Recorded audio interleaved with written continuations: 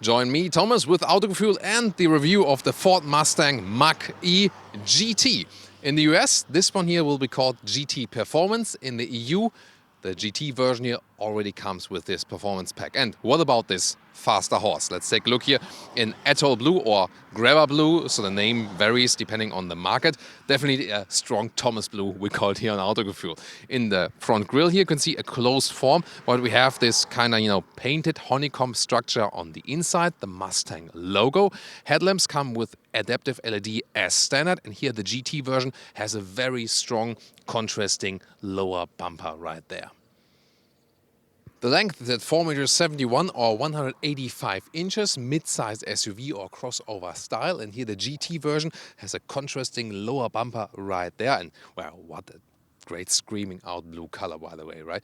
We also have other colors for you here today, for example the Cyber Orange, also screaming out, or maybe that black one there, also in a very attractive location, isn't it? Then 20-inch wheels are standard, massive styling, really cool, painted wheel arches, and you also get these red brake calipers here, Brembo brakes for the GT version. Then recharging is here in the front, up to 150 kilowatt DC. That would mean 100 kilometers or 60 miles in 10 minutes for the recharging. Then also contrasting mirror cap right here, and styling-wise, this has a very fluent form, really sporty, strong shoulders, and technology-wise, what's really interesting, the rear motor is always the same, no matter if you go rear-wheel drive version, the standard all-wheel drive version, or here with the GT all-wheel drive version. However, the GT gets the stronger front electric motor if you compare it to the normal all-wheel drive version. But then again, this changes the characteristics of the standard all-wheel drive setup. So the standard all-wheel drive model would have 30% in the front, 70% in the rear. This one here, the GT version, due to the strong electric motor, has 40% in the front, 60% in the rear. So yes, the GT has less rear wheel bias, but it has more power overall. And when you go with this Untamed mode in the driving modes, we'll also select that one later, then again, more torque is being sent to the rear wheels, and theoretically, by software and also depending on the road conditions, they could change 100, in the front or in the rear. Everything would be possible, but it's very interesting that due to the more power in the front, it has some less rear wheel bias. So after all, if you want the best rear wheel bias, you can still go for the rear wheel drive only version and save a lot of money, right? Well, it looks really fast, and big GT badging right here. Very cool with the vertical lamps there, taken from the original Mustang definitely. And again, the contrasting style and lower part. And it is also fast. Overall, 200 kilometers an hour or 125 miles an hour is the top speed. And the acceleration figure, something around 4 seconds to 1 kilometers or 62 miles an hour. It depends on when they state this rolling start figure, what Tesla also does. Like, they measure like it moves a foot and then what it does. So that's then less than 4 seconds, and the normal, like German-ish standstill acceleration figure is over 4 seconds, but we'll do also a 0 to 100 acceleration later on in the driving part and see, we'll find out ourselves about that. Well, I think design-wise, really cool. Battery-wise, this one here comes only with a big battery. That means 88 kilowatt hours net usable battery size at this point here. It's also planned to roll out an update, then you can use 91 kilowatt hours.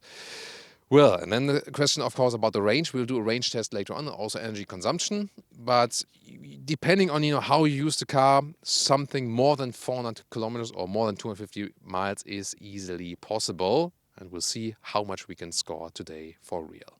And one more unique feature for the GT, this one comes with an adaptive suspension that also then adapts according to the driving modes.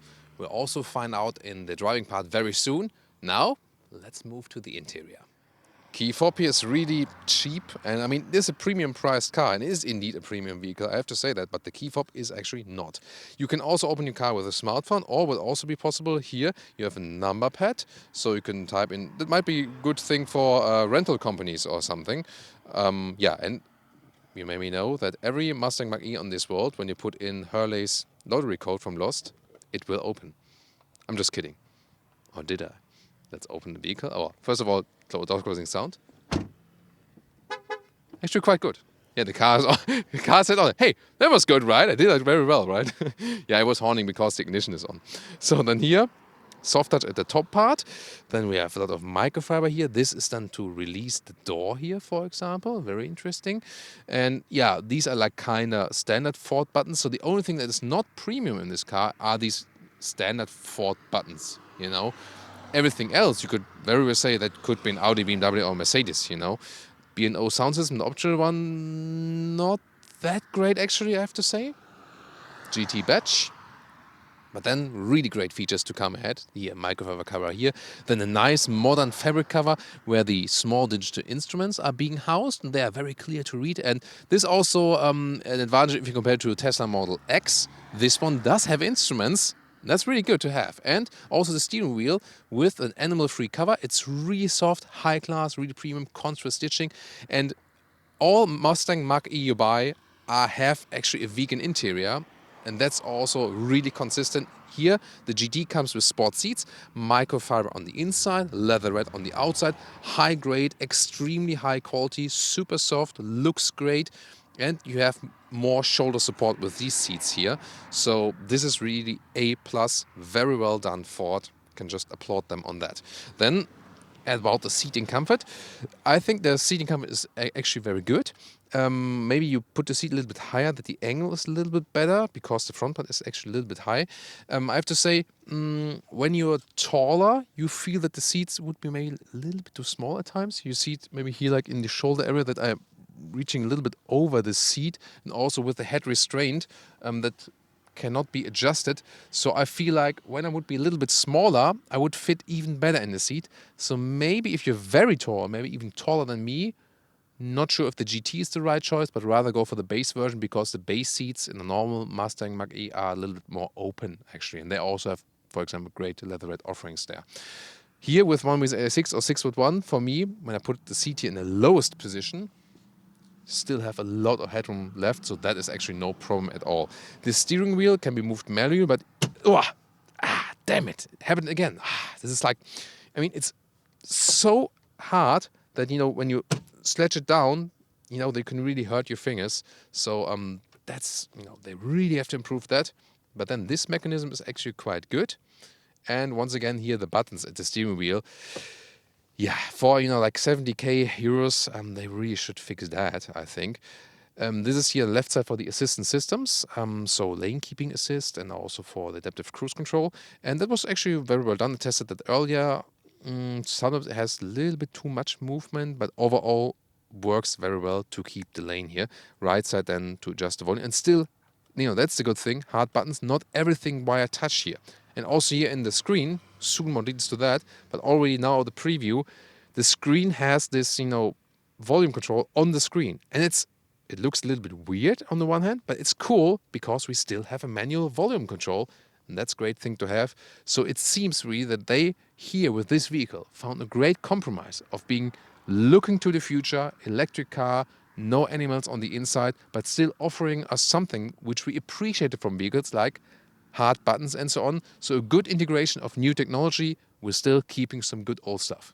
Interior overview consisting of 10.2-inch digital instruments, very clear to read, and I really appreciate having them against the Model X, for example, but no head-up display here, however, because I said, like, that's enough. But it's actually very well in your line of sight indeed, and you cannot change much in there. You have the digital speed and so on, and also some GPS information, but that's absolutely fine actually. And then here's also like this, you know, this sensor here to check like, hey Thomas, are you still awake? And then on the right side you can see this 15.5-inch vertical screen, massive. Soon more details to that.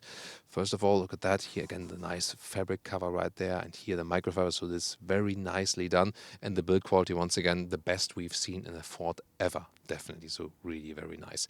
In the lower part, before we come to the software, here you have one inductive charging pad. Yeah, only the Tesla has two because obviously only in Teslas passengers have smartphones. So on the right side, you just have a normal, you know, space to put your something, whatever. Two USB-C chargers in the front, by the way. Then you have adaptive cup holders here. That's also very good. And then, once again, more nice features here with the armor stitching, GT, you know, stamped in there, well attached, and you can fold it up. Attention, Jonas. Yeah, there we go. And then we have some more space underneath, 12-volt charger. And interesting also that the shifting lever is right here with this turning knob. We know it from Jaguar Land Rover back in the days. Now they skipped it again, but others are going for it, like Genesis or also here the Ford. And they can change between D and R mode and so on. So actually good, easy, good overview, good user interface. Well, the most modern infotainment systems which can be used very well, Tesla for sure, Polestar and Volvo, then the Renault Megane EV, so all the Android-based systems. And now, well, Ford also has a good solution because here, for example, you can go to the trip meter. Then you can see, like, how well you have driven, for example. This is then like a dynamic thing, what is being displayed or what you're using quite often. So here then, wow, that's like bam, in your face, Apple CarPlay integration or Android Auto, of course, cable or with wireless, both possible. That's really good, actually. So, however, the B&O sound system, a little bit disappointing. I would have wished it has a crisper sound. It's okay, but not the best one, actually. But the thing is, when the CarPlay integration is so huge here, then it's easier to control it while driving because you don't have to exactly hit something, but you're watching the road and then yeah, I'll hit music anyway because it's so large, really good, actually. Oh, there's this new this like a software upgrade now here as well, and so we also have this sketch function, and now I can, for example, show you, my signature, and then you can buy, I don't know, washing machines all over the world with my signature. Yeah, okay, that's Homer Simpson's signature. I won't show you my signature today. Maybe later. Okay, just kidding. So here again, more digital hotkeys, so to speak. And then you have the temperature control right here. So that's what it always stays in that way. Heated steering wheel, for example. And you can also use the voice control. Set temperature to 23 degrees. Setting temperature to 23 degrees. There we go. So that works. It's okay, the solution. I still prefer manual climate dials. That would have been cool right here, right? It would be the ideal solution, but in that way, at least it's okay. You have a main menu up here as well, where you can pick the different things. And then here, important in the top left part, it also now has this, X there, and existing Mustang Mach-E will also get an over-the-air update for that. And here you can, for example, pick the driving modes. Normal driving mode, this one here, slower and so on, Untamed, and the performance-driven mode. One pedal driving, you can activate it right here, and then you just need one pedal, basically, strong recuperation, or you rather want rolling car and want to just use your recuperation via the brakes. No matter how you set it, it will stay in that way when you restart the vehicle next time. That's a good thing. Here, propulsion sound, that's the the electric sound the car generates, basically. That's artificial. But here again, you can choose if you want to have it on or off. Everything really reminding us of Tesla. But it's really a good thing, because they've taken good things from Tesla and also kind of find their own way. Good resolution here also from that camera. So overall, actually, yeah, the best system we've seen in the... there I can go back again. The best infotainment system we've seen from a Ford ever. And also in comparison to the rest of the industry, it's actually a quite nice solution. That's a cool shot, right? Thank you, Jonas.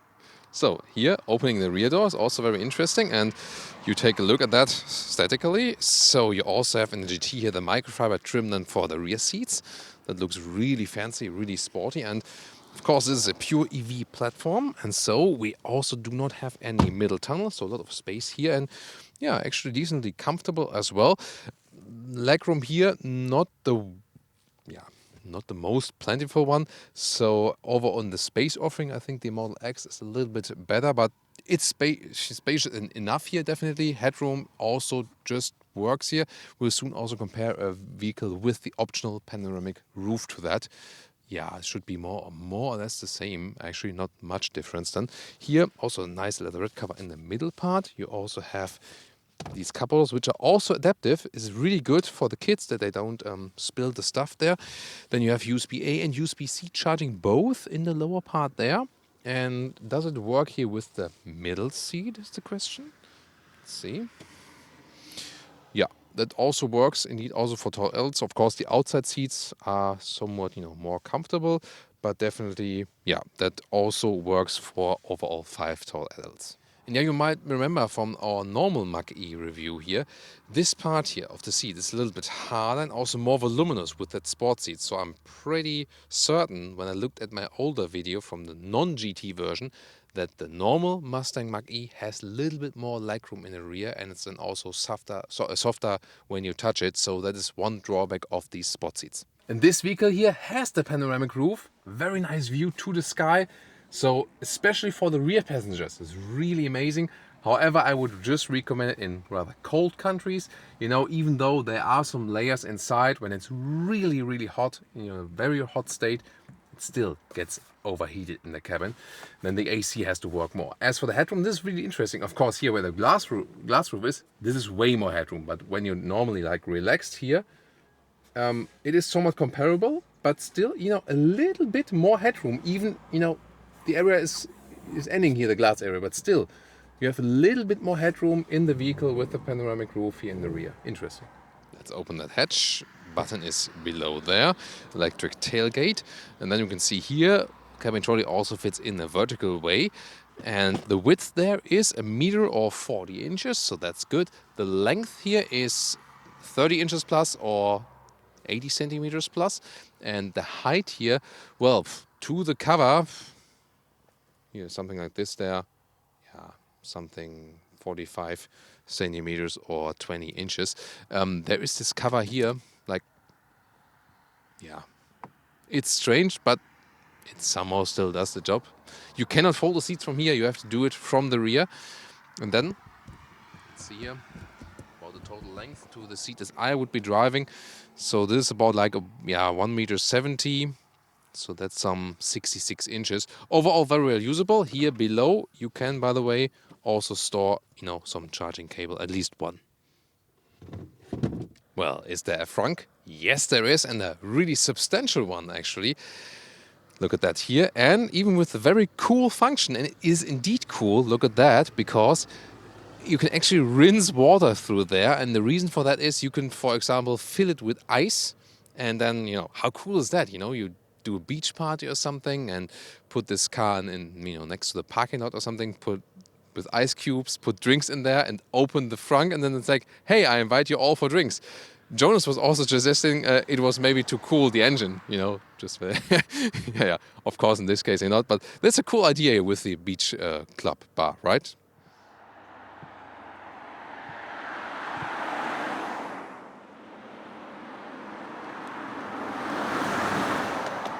Acceleration, let's go.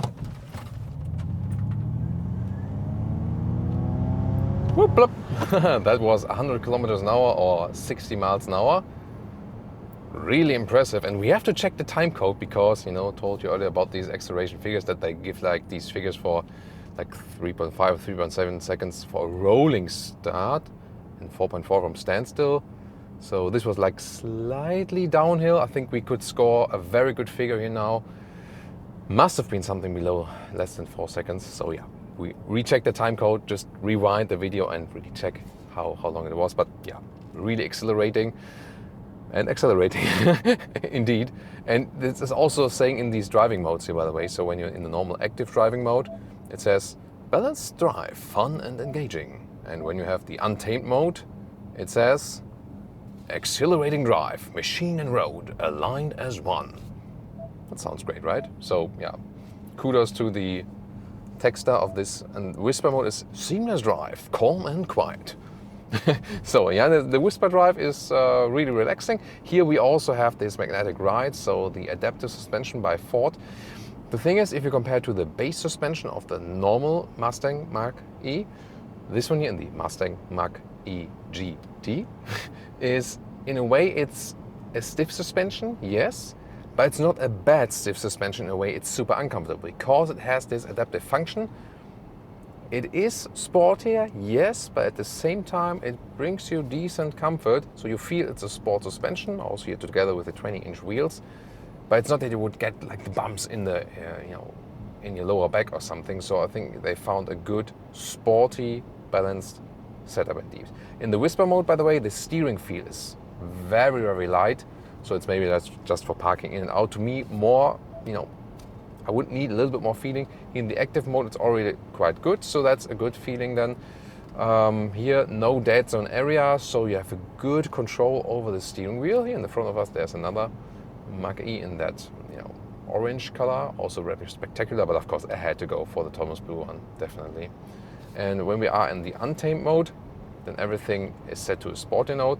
Steering also gets a little bit stiffer, but that's more the step from whisper to active, which has a bigger effect. And here also the throttle input is definitely more extreme, and also that sound, you hear that? So in the active mode, let's see,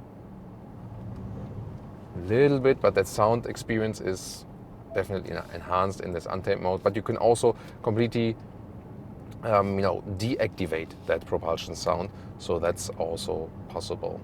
And we also have the Untamed Plus mode for track use only. And I wonder who's supposed to read this while driving, probably just rather than staying still. So this is for even more performance. And let's see, we can activate that here, and also get a warning sound. And ESC then here is is drawn back, again not meant for the public road use, but here when it's dry you can theoretically use it, but we also want to be fair and safe and deactivate it again. There we go. So here in these corners, really nice driving. It's also silent enough as for the noise insulation, for example.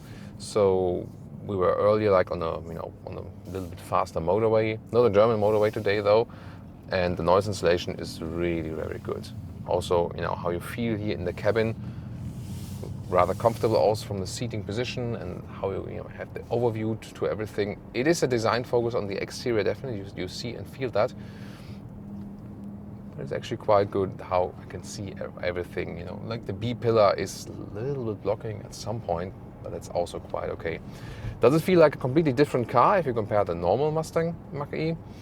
Not like a completely different car. Suspension is indeed different. Once again, you feel the enhance of sportiness. At the same time, it's good that there is this adaptive function, and that is also adapting to the driving modes. So that's definitely a good thing. And overall, still a very good and modern experience. The seats are indeed different.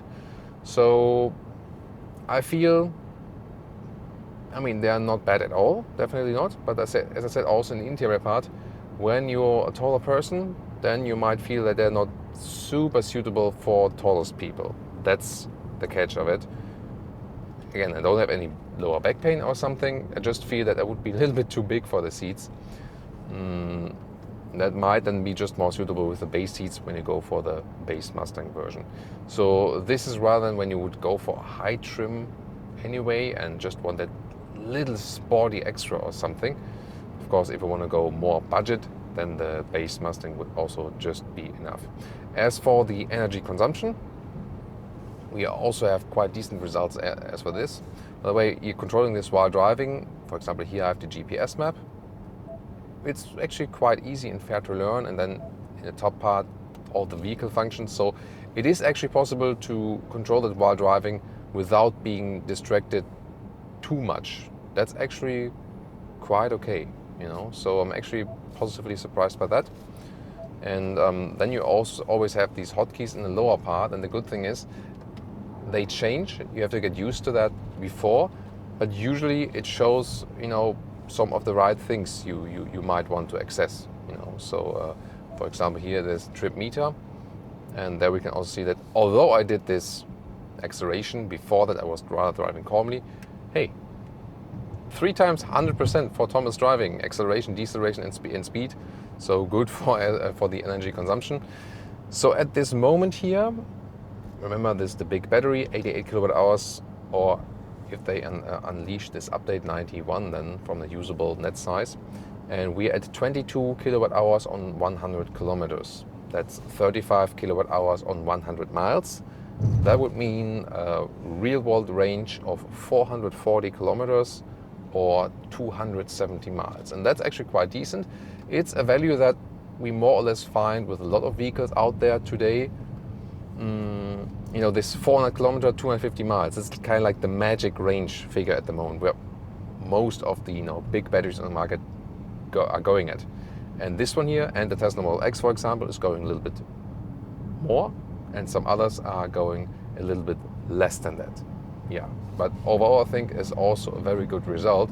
So from this, and also the sporty handling and so on, it's a lot of fun. You feel just very good and at home also in its interior. The infotainment system is fast and up to date. Here, for example, I can quickly go back to the GPS system again. They really oriented on Tesla in a way. And yes, still this volume knob, I can control it very well while driving.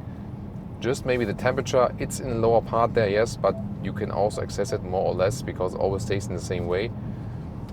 Overall, I think from all the other cars we see on the market, I think a very good result we score here overall, and still enjoying the looks, for example here with the car in the front, and also enjoying the driving style. And the combination of that it's rather silent on the interior here when we drive, and there's this great acceleration punch I can always access, and the crisp steering.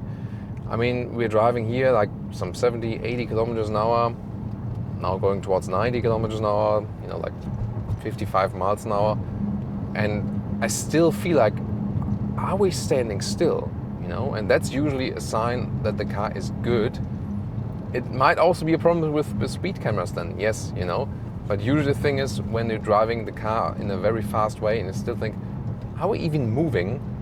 That's a good sign for the noise insulation, for the handling of the vehicle, for suspension, and for the overall feeling for the car. And yeah, when we remember the normal Ford Mustang, when we would get, for example, the US version of that, which has the less sophisticated suspension, you would definitely feel that, when you're getting a rental in California or something. And then you drive a European Mustang or so, and then you think like, wow, this is way better, But here with the electric Mustang, these differences are rather diminishing and so on. So this is also a good thing to know, especially for our friends in the US, that you don't get like a worse Mustang now, So I feel like with the electric vehicles, we are more and more moving on to again of this, what Ford also calls this one Ford strategy, that there's like kind of like one Ford for the whole world market. I think it's also the right decision, because with reviewing formats like ours, and when we review a format and then it's like, wait a minute, why do we get the shitty version of this car in our market? What's the sense of that? I want to have the same one. So I think manufacturers can't do it, like Volkswagen Passat or so, you get the worst version in the US. Why? Yeah, I have to go for an Arteon for that to get like the proper B8 platform. Yeah, once again, I think very good result from a Mustang Mach-E GT. Was it everything from the name now? Yeah, right. Mustang Mach-E. Yes, yeah. I just have to, yeah, the name is too complicated, but the drive is not complicated at all and a lot of fun. Big competitors, of course, the Tesla Model X, yes, and also the VW ID.4 GTX. You can check out these videos right there.